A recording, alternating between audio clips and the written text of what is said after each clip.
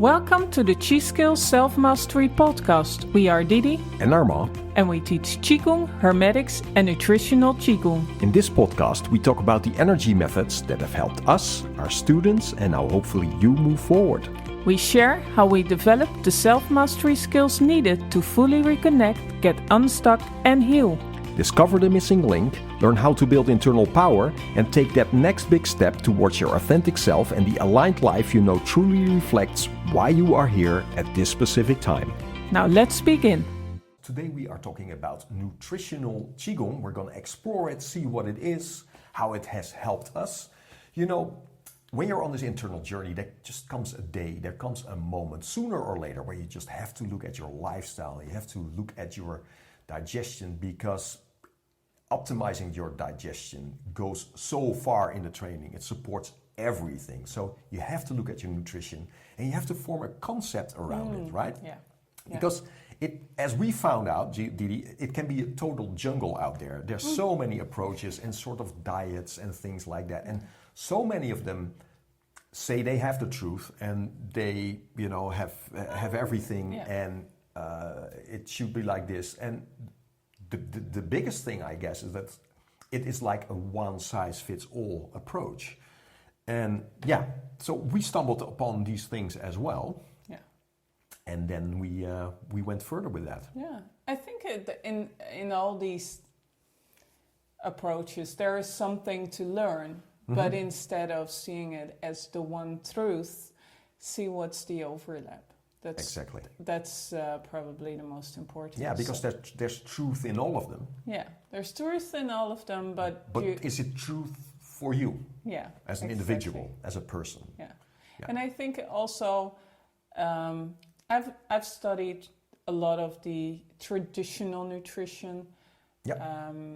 And because that was kind of the thing that I was more drawn to, and then you see instead of seeing it all by themselves and seeing as the truth in themselves, it's so much more interesting to see, this is common knowledge. Yeah. This is what counts for all of them. And especially in the traditional nutrition, you see energy. Yeah. Energy is the thing that's like a common knowledge in wherever. If you look in the Ayurveda, 5-element food, even here, Hildegard von Bingen was talking about it. It's like working with the elements. Yeah. But maybe it's good to go into an example to see. For sure, examples help for sure. Yeah. Because it was such a lovely party that we went to 2 weeks ago. Yep. It was actually a tea party of a good friend of ours. She's she's building a business at the moment to become a tea master. Yep. And we were invited. And I was sitting next to a lady, and we were served some green tea, strong, Japanese tea. Beautiful green tea. And the lady sitting next to me, she was drinking it, and she said, every time when I drink green tea, I feel like not very well, actually. She said, I feel a bit, she couldn't really describe it, but it just gave her this unwell feeling. Yeah. And then our host, she came and she said, well, this is a tea that a lot of the Japanese tea masters, she's from the Japanese tradition. She's trained in the Japanese tradition. And she said this tea is used for meditation, for going inward, for focus and contemplation. Yeah. Meditation. Yeah. Exactly. So contract a little bit, or not a little bit, a lot contracting, looking inside. Yeah. So I was sitting next to this lady, and I said, okay, so what does the tea do? Contracting, and maybe you're already in this contracting state. So looking at yourself, drinking this tea, and tea is always very, especially when it's made from such quality. This it's was very very strong. high quality tea, yeah. It has a very strong effect on your energy body. So now you're already in a contracting state, and being stressed and being, it's winter time here. There's a lot of contraction already. And drinking this, no wonder that it has this effect, that you might feel like this is far too much for me at this particular moment. So then our host, she came back with another tea. I always love that. She had another recipe. And this was a tea that was used more for socializing, more for going outward, having a lovely time with your friends. The green tea, she said, it's only served till a certain time during the day, only morning, so a young time of the day. And then after a certain time, you don't drink that anymore. You don't drink it, because then it's going later into the day. There's more yin coming into the day, and you don't want to bring extra yin in. Overdo that. So she served this beautiful, lovely, and very gentle tea, which made all of us kind of feel like very soothing, soft. Yeah. And a little bit more young, I guess. A little bit more expanding. young. Yeah. More like, no, I love to chat with you again. And so we were talking about like the energy of the drinks, and she was kind of flabbergasted by it, but also understanding, because in the Netherlands where we live, it was said, the green tea is so good for your health. You should drink it, and drink lots of it, because there is a lot of antioxidants in it. So drink lots, good. But for her, that was like the message of, that makes me feel bad every day. So, so it's very important to kind of see, it might be good. On paper, but not for me. Not per se in your experience, right? In your state at that moment, in that climate, in that season, whatever. Yeah. So now about nutritional Qigong, what we're going to look at is like, first observe yourself. First look at, where am I at this particular moment? What's my state mentally, emotionally? Where's my balance?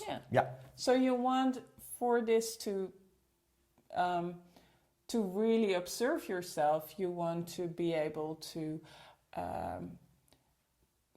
get in touch with your energy body. Absolutely, yeah.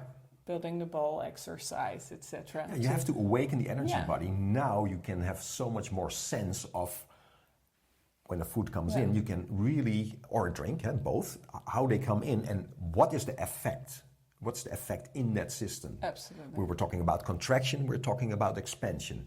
Contraction is yin, expansion is yang. So now you understand it much better, because you're so much more sensitive to it and more aware of what's happening right at that moment.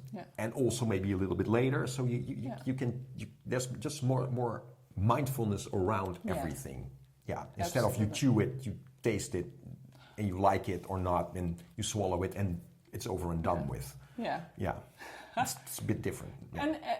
And the effect will still be there. So for sure. So you will notice at a certain time, but most of the time we only notice our foods when it's screaming at us, when there is such a pain coming afterwards, like when there's really trouble. Right, that's an extreme case, I guess. But sometimes it will build over time, and that people will have not made the link between their what they're eating and the rashes they might have built, or arthritis that's coming up, or all sorts of things that are related to our nutrition. So it's all about that. So this is where the relationship starts to, where you can see this is actually Qigong, because you are regulating your system. And every food, that is what you're saying, everything that you put in your system has an energy. It has Can we talk a little bit more about that? Yeah. So the effects. Yeah. So every food is categorized, and people have been doing this for thousands of years. You have, luckily, we have books where it was categorized, and we categorize food in temperature. So we have neutral, we have warming, hot food. Yeah. We have cooling or cold food. So it's the temperature, and we all know some of these foods. Yeah. You might think, what's that? Well, is it hot in your hand? Not really, but if you see a red It's pepper, if you see an image of a red pepper, you're like, yeah, you can burning hot. Yeah. And if you see like cucumber, even on the skin, it's cooling. And if you put it in your mouth, or like lemon, it's refreshing. It's lovely in the summer. So we all know that there's temperature of food, but we're not very aware of it, that we can work with that. Yeah, that, most of exactly, us. Yeah. exactly. Yeah. I love that. Yeah. And then on the other side, we have the elements. So what does the food do in a kind of a direction? Is it going more inward, or and maybe more downwards, or is it going upwards and outwards? Right. So, for example, the bitter taste, chocolate, coffee, it's more these tastes, and also a lot of medicine actually have the bitter taste, very much related to the heart. We have a saying in Dutch, bitter in the mouth, have to translate it. Makes the heart healthy. It doesn't rhyme now. It doesn't rhyme, in Dutch it would rhyme. It sounds Yeah. very poetic, but that's what. So bitter in the mouth has a health effect on the heart. Right? Yeah. So and we see that it belongs to the fire element, and we see it has an effect on the system around the fire element. Yeah, and people might know from maybe studying some TCM that the heart is in the fire fire element as an organ, right? So exactly. So it has this effect. But so what does the energy? Where does the energy go? It's actually going downwards, and it moves downwards in the system, a little bit inwards and downwards. And what we see, a lot of people like to drink coffee after their food. Yep. Well, a lot of people like to drink coffee all the freaking time. Yeah, but the nice, well, I don't like coffee, but people love to have dinner or a heavy meal and then some coffee. Yep. And so this helps the digestion to move it downwards. Right. And let it go into the right direction. So, so you see with all the energy, every food has such a direction. And we can work with it. Again, being aware of it makes you be able to work with Absolutely. Yeah. So that's so great, right? When this awareness comes, but we talk about the heart, we talk about the bitter taste, but there's the physical heart, but there's also, of course, the emotions that come with the heart, etc. And I think this is a very overlooked thing in nutrition in general, whereas with these traditional nutritions, we really consider everything, right? So the state of our mental state, emotional state, physical state, and how that interacts, and of course how that is all energy, gives us a tool, right, to balance energy. And this is now you can see how this is actually Qigong, because in Qigong we're doing this as well. We connect to the energy body, we awaken it, we connect to it. Now we can start balancing it out. We can really go deep in this process, and now we can see that food is not different. The only difference there is that you take something from the outside and you put it into the system. Yeah. Your system. Now it becomes the system, and now you have a concept, a tool, a method, if you will, to start regulating through the food. And now you talked about Hildegard von Bingen, and she talked about food as being medicine. Yeah. Right? Absolutely. Now what the most people do nowadays, I guess, is like they eat and they use medicine, extra medicine, and all sorts of extra vitamins and supplements to make up for the poor lifestyle they have. Yeah. And that becomes their thing. Whereas in those days, we're talking about the 11th century, something like that, long ago, that was not there, right? Yeah. So people, there was just more consciousness about it because it was sort of the only way they could help themselves. And when you look at traditional nutrition, also here, I mean, so just look at what we eat here in the Netherlands, for instance, out of tradition. We can see there's a lot of logic around that, right? There's just a lot of, I'm not aware of my grandma knew all the energy directions, etc. But there was just common sense in the meals that we traditionally take because they're it's nature. It's being close to nature, and if you're if we live more. If we live very close to nature, we eat what's around you. And in those days, we didn't have a supermarket with all these exotic ingredients. We just ate what was around us. And nature is so beautiful. It supports what's needed at that particular time. So during the seasons, we have those ingredients that are good for us. So right now, for your lunch, you will have Brussels sprouts. I love them. I love them. And actually, it's the beautiful, perfect vegetable for wintertime. Yeah. Because it's a lovely, nice, warming vegetable. It will nourish your system. Absolutely. And of course, if we look at the more... from a standpoint from vitamins and stuff, you will find there's a lot of vitamin C in there, and so all the goodies are in that Brussels sprout. But just looking at the energy of it, it will give you that glow and warm, lovely feeling after eating it. Making sure that there's not too much coolness coming into the system, but there's just this gentle, there's this non-extreme about it. Yeah, and so just talking about what it does into your system, how do you want to feel after a meal? That's so important. And a lot of people don't. We're hungry, we eat, we're kind of satisfied that our body is filled up and we are good to go. But now, and of course that's a little bit too... A lot of people love to eat something that makes them feel a little bit better than that. But for sure, really think about, how do I want to feel after eating something?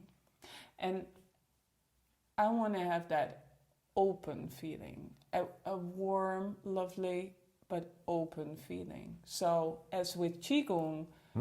this goes a long way, actually. Yeah. Because we look at Qigong and Neigong. I mean, let's just look at internal training. We're exploring the vibrational skill. We're exploring every aspect of our being for good reason, because as we explore that, we connect to all these aspects of our being, we have a chance to transform as a human being. I mean, most people who really go into internal training, and as you're listening, you'll probably understand what I mean, is that you're trying to transform. You're trying to optimize yourself, to try to grow into your full potential here.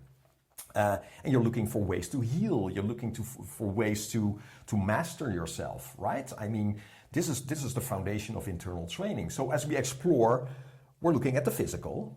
We're looking at the vital energy, of course. But then as we start climbing, we're looking at astral. We're looking at our soul. We're looking at what our patterns, behaviors, etc. That we look at we're going to walk through our museum of our being. What have we, all the patterns that developed out of all the experiences we've had so far as a human being. But then on top of that, we come into the spirit, and then we start reconnecting with everything. So understand that the food doesn't stop at the physical / vital. No. It goes much further than that. And on the other hand, it works both ways, because your mental and emotional state might also influence. It's like, oh, okay, I just crave that now, right now, or I crave that. Where if this goes unconsciously, you're just feeding your own imbalances. Absolutely. And this is the thing that we're trying to do here. So like with Qigong, as we're exploring ourselves and we learn all sorts of exercises to balance, to increase internal power and become more concentrated and have a mind like a razor blade. That's what we're looking for, right? This is what we're trying to develop here. Understand that food, nutrition, has a huge influence on that. Yeah. So how do you feel after supper? Of course, you want to feel fat, you want to feel that, but also you want to feel, are you in the moment? Or are you shocking your system in such a way that it needs recovery time and again? And so you're never really connected here in the now, etc. Yeah. Right? So it goes so far. This like Qigong can go so far. Yeah. Right? So. And it's really it's a search. I mean, it's a search, just obviously. Like the Qigong. Because when you were telling that, I see all those people that we have helped with Qigong and food and I think it's really a search for what fits you. Yeah. And what's there, but there is so much to gain here. There's so much to unbelievable. And it's really one of the pinnacles to training is to really go into this route and get to know yourself, get to know what you're eating, and then kind of fine tune and use that system of what people before us already knew. They figured it out. They figured it out. And now we can use it in these modern times and implement it and then just go on that journey and then fine-tune and fine-tune and fine-tune up till the moment that we're like, And then even then, I think this is a journey for the rest of your life because every day that you live here, you're influenced by things that come from the outside, from things that happen to you, so from the inside. And this is a constant change. So your food is kind of constantly changing with you. And there's this dynamic.